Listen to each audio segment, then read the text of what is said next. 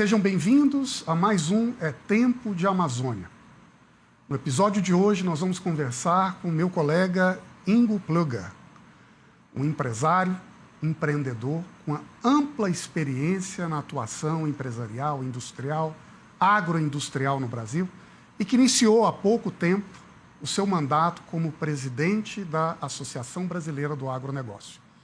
Nos últimos anos, Ingo tem dedicado uma boa parte da sua atenção a acompanhar, debater e auxiliar o Brasil em temas que são absolutamente estratégicos para nós, que vão desde a posição e a relevância do agronegócio na produção de alimentos e de fontes de energia sustentável para o Brasil e para o mundo, o debate sobre a sustentabilidade, como ele deve ser coordenado com os desafios da produção brasileira, mas também, e eu diria que, sobretudo, a posição do Brasil no comércio internacional. Ingo me comentava, e nós já vamos falar, que acompanha muito de perto, desde o primeiro momento, as negociações entre o Mercosul e a União Europeia. Seja muito bem-vindo, Ingo, é um prazer tê-lo aqui comigo. Muito obrigado, Daniel. Grande prazer estar com um amigo, um intelectual de primeira referência no Brasil, com o qual a gente já compartilhou tantas ideias e tantas batalhas. Pois é, Ingo, o prazer é todo meu. Eu queria começar tratando desse ponto que eu destaquei na última parte da sua apresentação. Eu sei que você talvez seja um dos brasileiros, ou quem sabe, uma das lideranças em todo o planeta, que mais conhece de perto os bastidores, as negociações durante essa maratona do Acordo União Europeia-Mercosul. E gostaria de te ouvir, a sua visão sobre esse acordo, e ele vai sair? Eu acho que já quase saiu, faltam alguns detalhes formais, mas estamos na reta final e já chegamos e agora temos que só fazer a formalização final. E muito obrigado pelo atributo. Realmente, em 99, no Rio de Janeiro, na cúpula, nós entregamos um documento pelo lado brasileiro e europeu ao então representante do Mercosul, que era o Fernando Henrique Cardoso, presidente Fernando Henrique, e o chanceler, o Gerhard Schröder. E lembro muito bem, Daniel, de um pequeno episódio.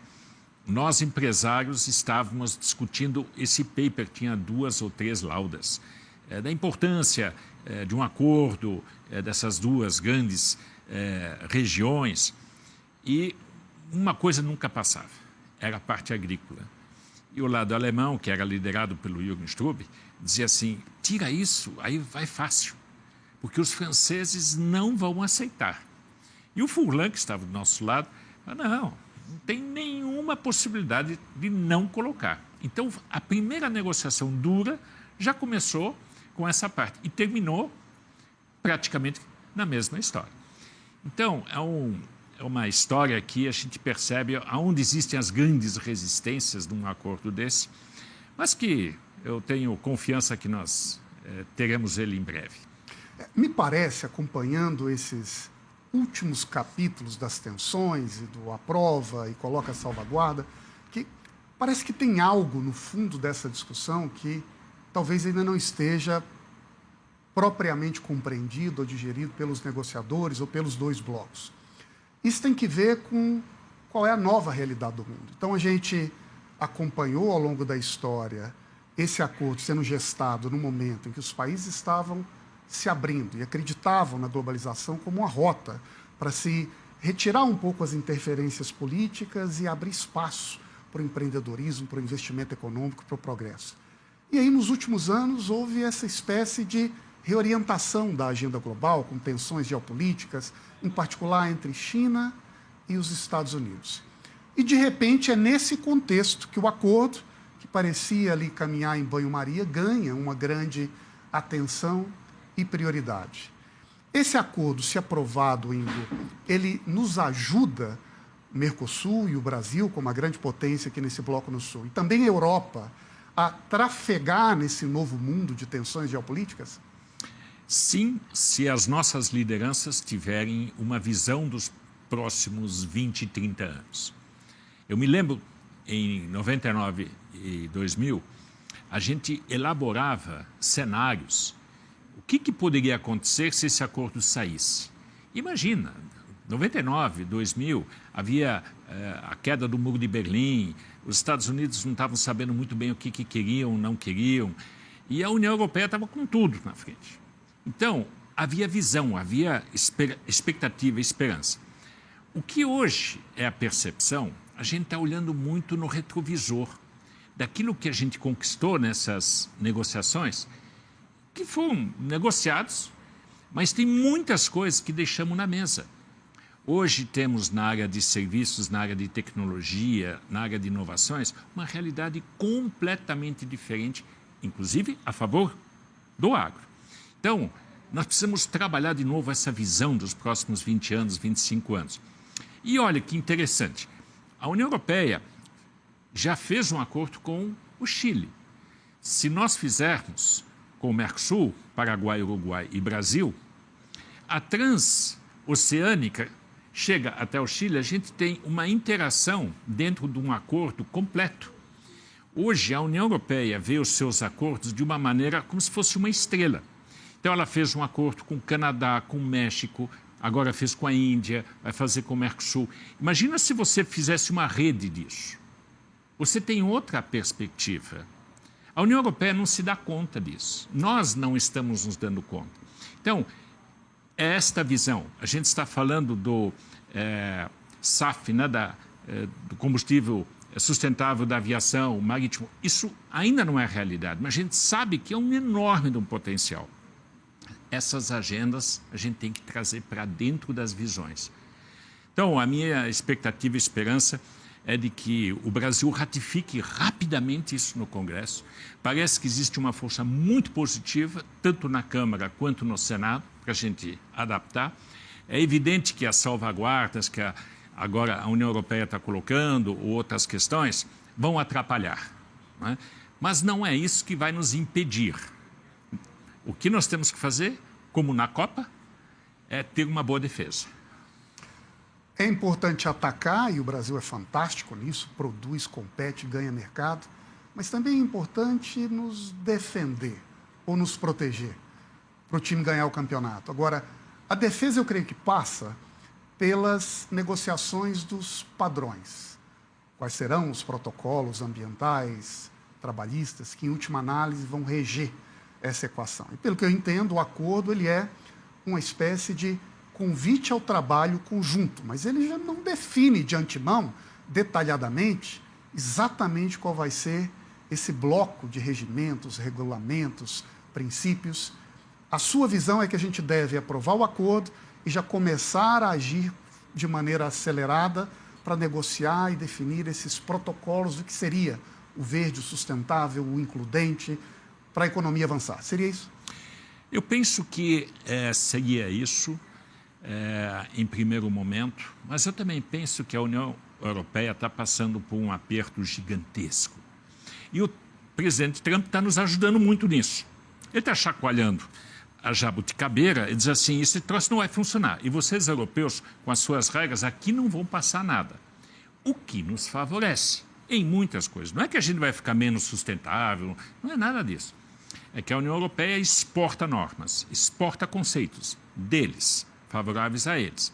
Então, dentro dessa circunstância, para a União Europeia ser competitiva de novo, ela tem que se desamarrar. E isso para ela é muito difícil, ela tem que dar uma marcha ré para se libertar de coisas que hoje ela não consegue. Isso nos favorece. Se a gente conseguir pautar isso para ela, em conjunto, sem que ela perca a face, melhor ainda. Mas esse é o jogo. Então, nós somos sustentáveis, nós temos protocolos que mostrem isso. O problema é que eles não aceitem, não só porque eles não estão convencidos de que tudo isso que a gente está fazendo está totalmente correto, mas porque atrás disso também existe um protecionismo escondido que agora, quando eles levaram isso para o judiciário dele, ficou muito claro, ficou escancarado. Então, politicamente, eles estão nus. E esse é um problema político para eles agora. E o acordo saindo com a aprovação, ou melhor, o Congresso brasileiro aprovando esse acordo. A Europa, na sua visão, deve colocar em marcha essa execução provisória do acordo ou a tendência é que esperem uma solução judicial? Então, veja como é que são as coisas nesse emaranhado.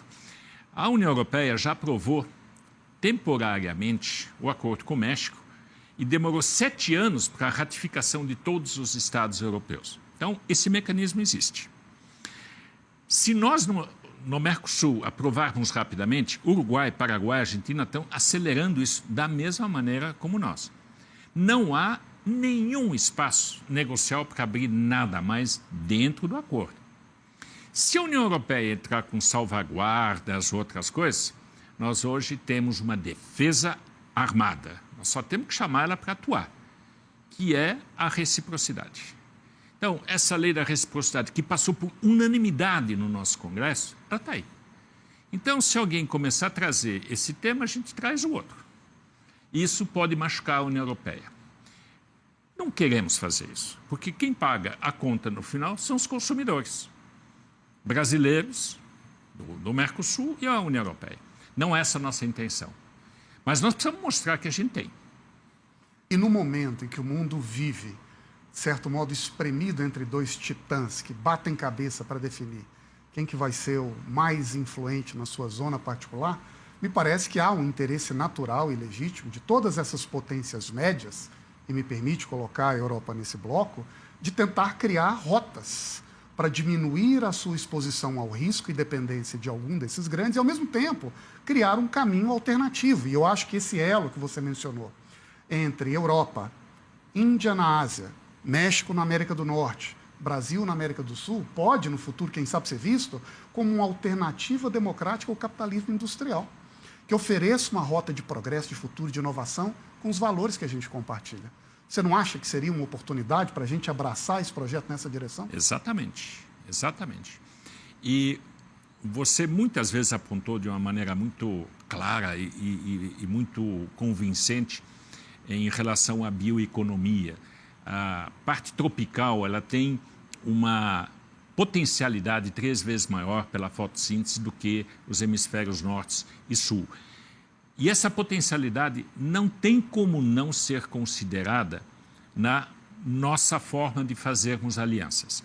Então, aquilo que a gente chama da biocompetitividade, ela vai continuar com Trump, sem Trump, com Europa, sem Europa. O que nós estamos buscando são aliados nessa parte. Como você bem colocou, é a Índia, que tem a parte tropical, Malásia, Indonésia, o norte da Austrália, a América Latina, que nós temos 8 estados que estão nas áreas tropicais, são os nossos aliados. E quantas vezes lá na BAG a gente não recebeu delegações dizendo assim, por favor, façam isso acontecer, a gente segue vocês. Então, o chamado à liderança está aí. Não é querer ser preponderante, não tem nada a ver. É que a nossa escala da economia tropical, ela já está aí. É que a gente negligencia ela, a gente não dá valor a ela. E nós, na BAG, você, na parte da academia, tem colocado isso muito fortemente, essa economia tropical que vem de uma agricultura tropical, de um serviço que está voltado aos trópicos, com tecnologias voltadas aos trópicos, faz a diferença. Eu concordo plenamente, fico feliz em ouvir a sua posição agora, à frente da BAG, abraçando essa visão, Ingo, que eu creio que isso é um dos grandes trunfos do Brasil.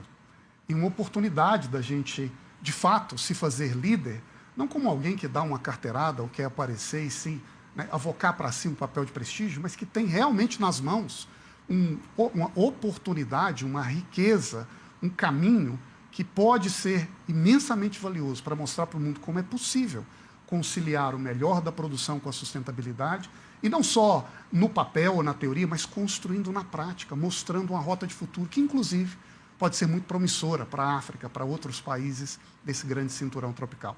Mas vamos para um breve intervalo, hoje conversando com Ingo Plöger, que é o presidente e diretor da Associação Brasileira do Agronegócio, e já voltamos no segundo bloco do É Tempo de Amazônia.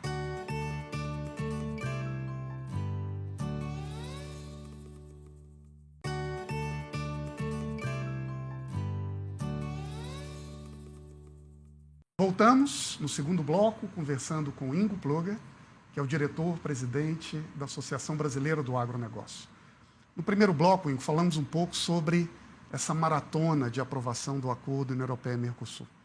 E a gente terminou dialogando sobre esse desafio de construir um projeto de inserção brasileira na economia internacional que olhe para o nosso verde, para os nossos privilégios tropicais, não como um custo, não como um ônus para o produtor do Sudeste, do Sul, do Centro-Oeste, mas como um verdadeiro ativo, um diferencial, que pode, inclusive, projetar o Brasil lá fora.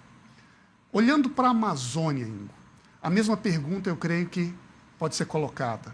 A Amazônia é um problema que obstrui ou dificulta o nosso desenvolvimento, dadas as preocupações climáticas e ambientais associadas a ela? Ou ela também deve ser um imenso trunfo que o Brasil tem na hora de conversar, dialogar e se posicionar no mundo? Daniel, eu queria colocar a Amazônia dentro de um contexto Brasil. E, se me permite, quando a gente falou da potencialidade brasileira tropical, o Brasil se descobre a cada momento avançando em fronteiras que ele antes desconhecia. Se nos últimos 30, 40 anos o Centro-Oeste recebeu brasileiros que foram e levaram com tecnologia, com desprendimento, com pioneirismo, um trabalho gigantesco dentro do Cerrado, dentro da área do Centro-Sul, começaram a demonstrar de que a competência não estava só em fazer o mesmo como faziam no Rio Grande do Sul, no Paraná, no Nordeste, para atuar nesta área, mas levaram conhecimento, aprenderam muito rapidamente e hoje transformaram essa fronteira numa fronteira que nós chamamos de fábricas a céu aberto. As nossas fazendas no Centro-Oeste são fábricas a céu aberto. Nós temos mais capex lá do que nos nossos galpões. Temos mais tecnologia embutida em uma dessas colheitadeiras ou semeadeiras ou os tratores e assim por diante do que lá dentro. Só que não estão conectadas. Então, esse desafio leva a grandes empresas dizer assim, isso vai ter soluções. E chegam ao Brasil para colocar seus centros de competência nessa área. O que acontece com esses 7, 8 estados hoje? Eles têm PIB crescente da parte da região que leva a 5, 7, 8%. Estão fazendo investimentos de infraestrutura de 700 quilômetros de estrada de rodagem, estão fazendo estradas de ferro, estão fazendo circuitos tecnológicos como a Infovia no Mato Grosso do Sul. Isso é uma revolução. E aí você se pergunta, o que aconteceu? E, de fato, o empreendedorismo superou o assistencialismo. E essa motivação, esse desempenho, levou a um pleno emprego de 2% nessa região. Eles estão atraindo pessoas das outras regiões para lá.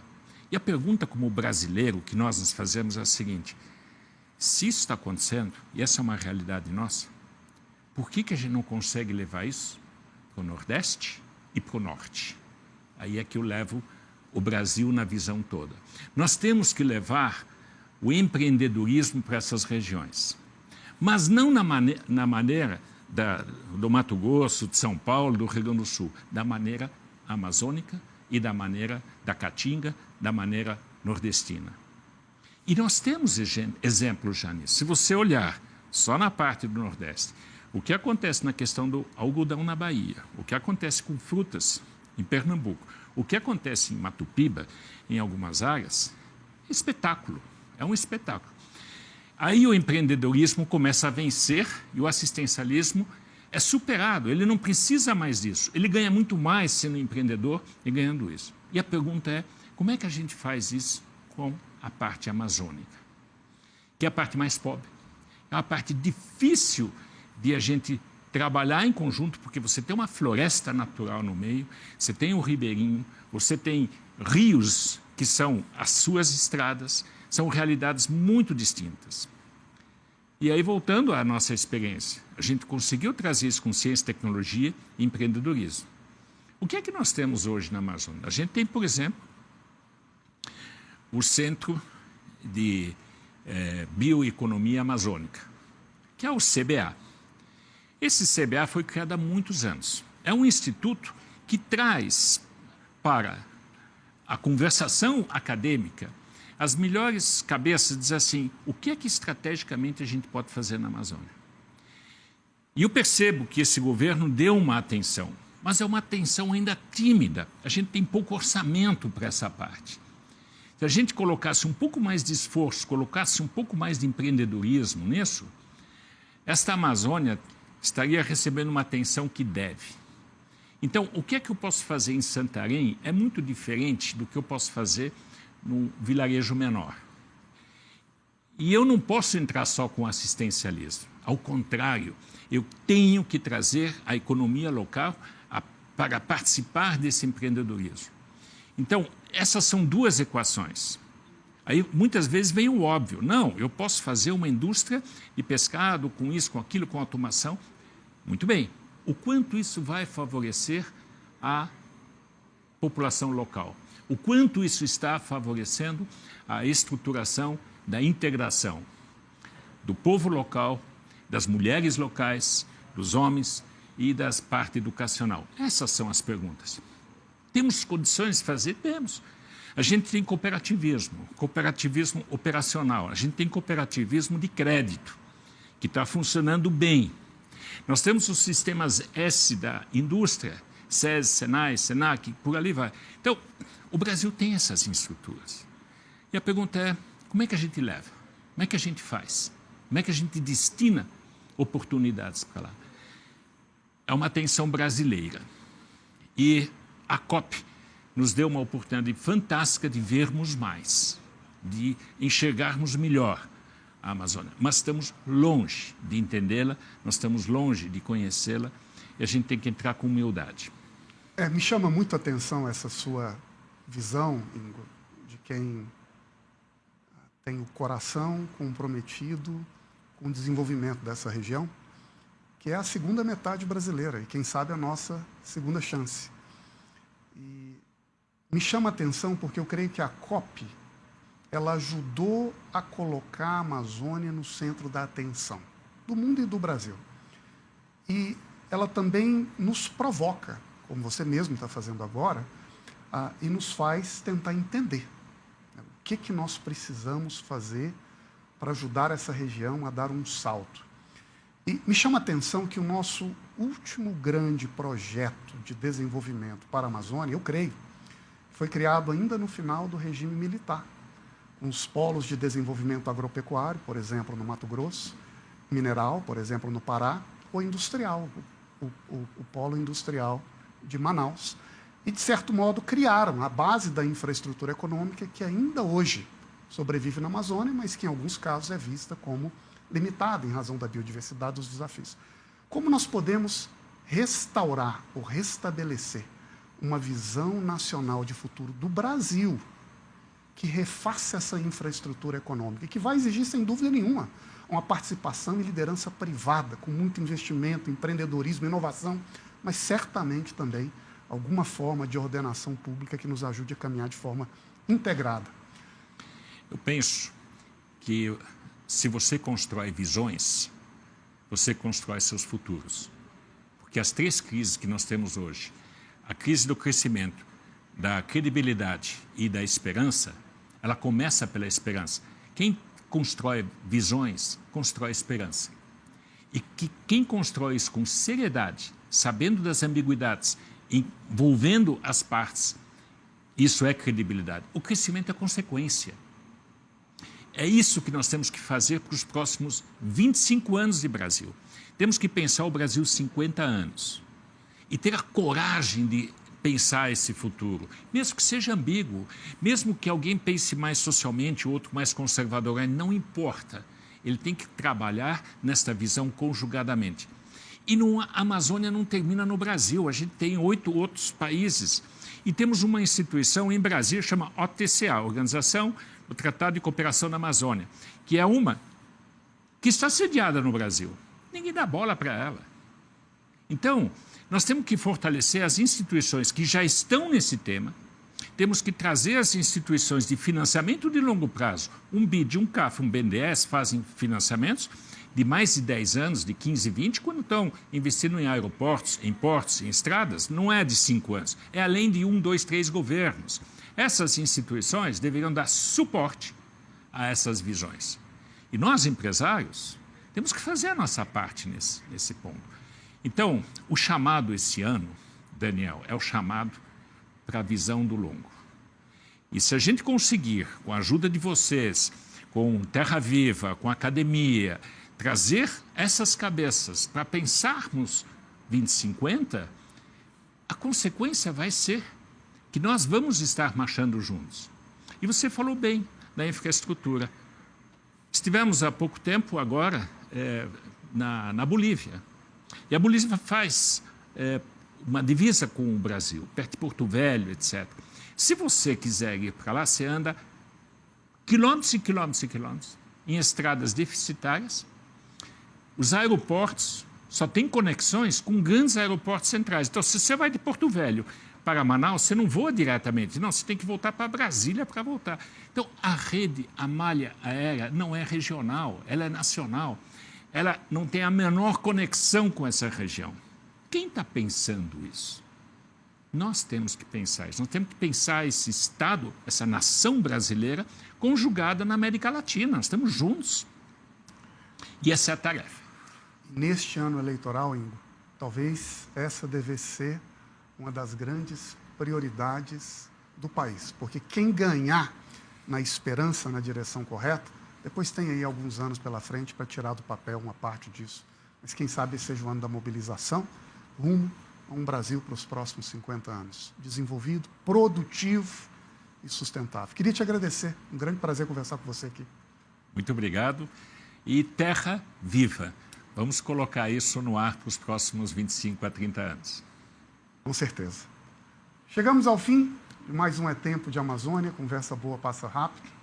Hoje eu tive o prazer de conversar com o Ingo Plöger sobre os grandes desafios do Brasil na sua relação com o mundo, mas também os nossos desafios e tarefas aqui dentro de casa, em particular nessa área tão linda, mas ao mesmo tempo tão desafiadora que é a Amazônia brasileira.